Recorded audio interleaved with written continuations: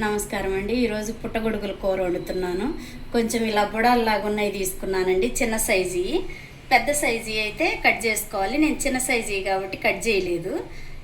చిన్న సైజు తీసుకున్నాను. దాంట్లోకి టమాటా 4 టమాటా తీసుకున్నా చిన్న చిన్నవి, ఒక పెద్ద ఉల్లిపాయ తీసుకున్నా, ఒక 3 పచ్చిమిరపకాయలు తీసుకున్నా. దాంట్లోకి వేసే మసాలాలు అండి, పచ్చి ధనియాలు తీసుకున్నా ఒక 2 స్పూన్లు, ఒక స్పూన్ గసగసాలు తీసుకున్నా, చిన్న కొబ్బరి ముక్క తీసుకున్నా. కొబ్బరి ఎక్కువ వేయకూడదండి, తీపి వస్తుంది కూర. 10 మిరియాలు తీసుకున్నా, చిన్న చెక్క తీసుకున్నా, 4 లవంగాలు తీసుకున్నా, కొంచెం 4-5 రెబ్బలు చెన్నులపాయలు తీసుకున్నా, చిన్నవి 2 బిర్యానీ ఆకులు తీసుకున్నానండి. ఎలా చేయాలో చేసి చూపిస్తాను. ముందుగా పచ్చిమిరపకాయ కట్ చేసుకుందామండి.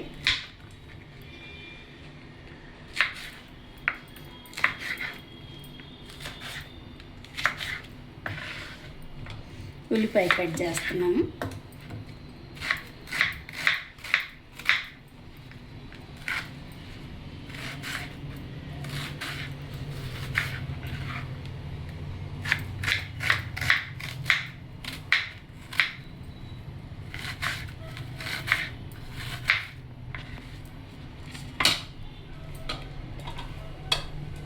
కట్ చేస్తున్నానండి.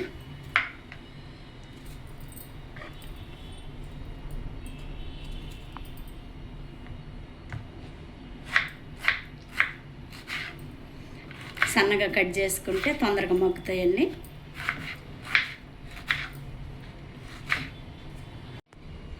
తగినంత ఆయిల్ వేస్తున్నానండి పుట్టగొడుగుల్లోకి.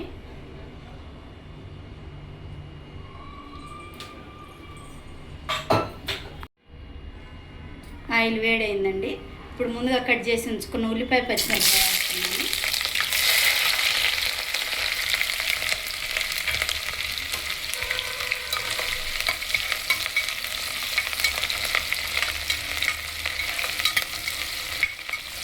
ఉల్లిపాయ పచ్చిమిరపకాయ కొద్దిగా లైట్గా వేగాలండి.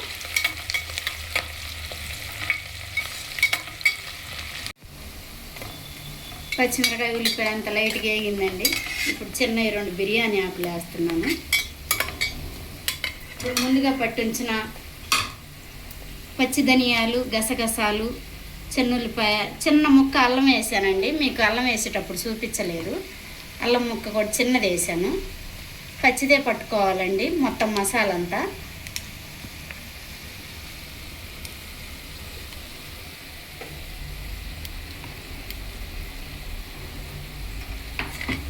పచ్చి మసాలా వేస్తే మంచి టేస్ట్ వస్తుందండి. కొంచెం ఎండు మసాలా కూడా వేసుకోవచ్చు, కానీ కొంచెం పచ్చిది అయితే మంచి టేస్ట్ వస్తుంది. అందుకని పచ్చి మసాలా వేసాను.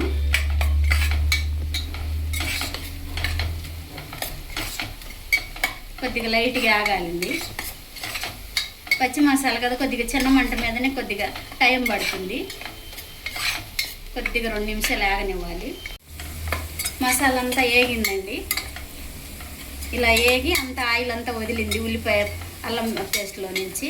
ఇప్పుడు మష్రూమ్ వేసుకోవాలి. పుట్టగొడుగులు చిన్న చిన్నవి ఓపెన్ చేయలేదండి, వాటిని కట్ చేయలేదు. ఇలాగే వేసేస్తున్నా డైరెక్ట్గా. పెద్దవి అయితే కట్ చేసుకోవచ్చు, చిన్నవే కదా అందుకే కట్ చేయలేదు. పసుపు వేస్తున్నానండి. ఇప్పుడు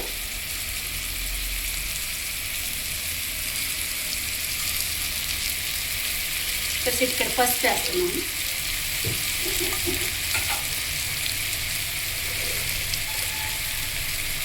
తగినంత కల్లుప్పు వేస్తున్నానండి.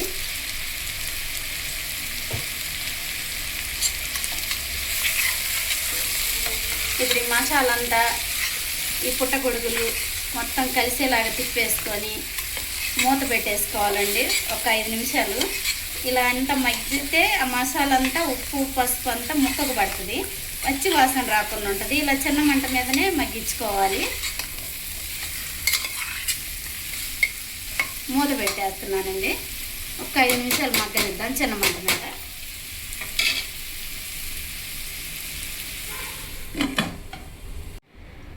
ఒకసారి మూత తీసి చూద్దామండి.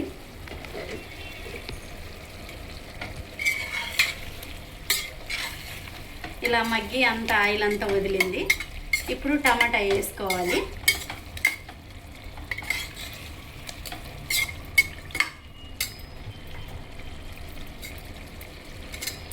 ముందుగా కట్ చేసి ఉంచాను కదండి, టమాటా వేస్తున్నాను.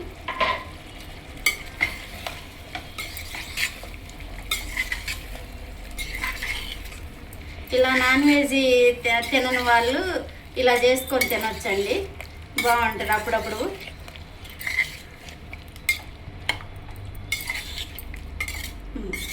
ఒక 10 నిమిషాలు మగ్గనిద్దాం. ఇలా టమాటా అంతా కలిసింది కదా, ఒక మిడిల్ ఫ్లేమ్లో పెట్టుకొని మగ్గించుకోవాలి. ఒకసారి మూత ఇచ్చేద్దామని. టమాటా అంతా మగ్గింది, మసాలా అంతా తిక్కుగా అయింది. ఇప్పుడు కారం వేసుకోవాలి. కారం వేస్తున్నాను.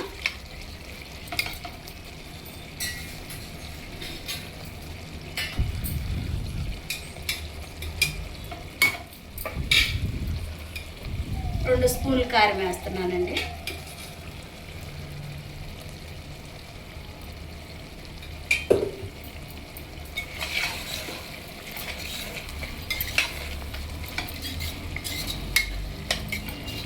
కారం అంతా ఇలా కలిపేసుకున్న తర్వాత ఇప్పుడు వాటర్ పోయాలి.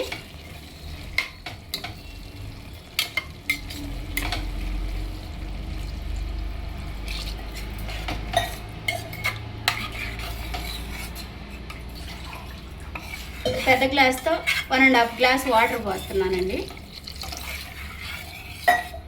అంత నూనెలో మగ్గింది కదా, ఈ వాటర్ సరిపోద్ది. అంతా కలిసేలాగా తిప్పేసే కదా. ఇప్పుడు మూత పెట్టి మిడిల్ ఫ్లేమ్లో ఉడికించుకోవాలి. ఒకసారి మూత తీసేద్దామండి. అంతా దగ్గరకు ఉడుకుతుంది, ఇంకా కొద్దిగా ఉడకాలి, ఇంకొక 5 నిమిషాలు. ఇప్పుడు కొంచెం కరివేపాకు, ముందుగా కడిగి ఉంచుకున్న కరివేపాకు వేస్తున్నానండి.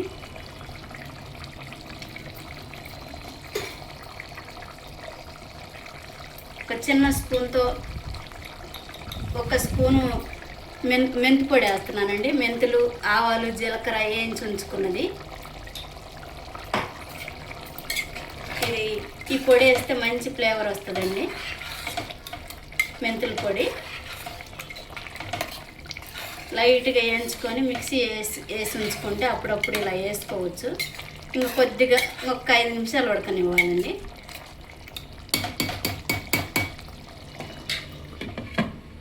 ఒకసారి మూత తీసి చూద్దామండి.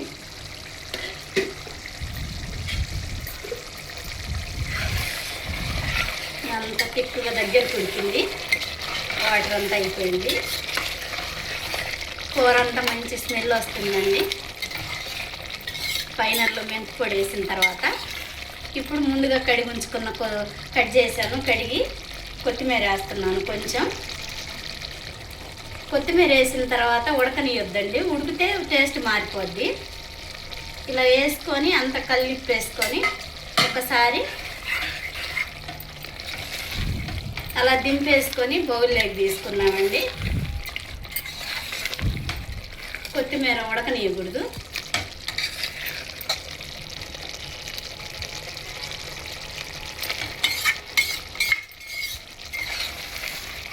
దింపేస్తున్నానండి, బౌల్లోకి తీస్తాను. నేనైతే ఇలా చేశానండి, పుట్టగొడుగులు టమాటాతో కర్రీ. మీరు కూడా ఒకసారి ఇలా ట్రై చేయండి. టేస్ట్ ఎలా ఉందో చెప్పండి కామెంట్ సెక్షన్లో. లైక్ చేయండి, షేర్ చేయండి, సబ్స్క్రైబ్ చేయండి. మరిన్ని వీడియోస్ కోసం స్కిప్ చేయకుండా చూడండి వీడియో, అప్పుడు సబ్స్క్రైబ్ చేయండి.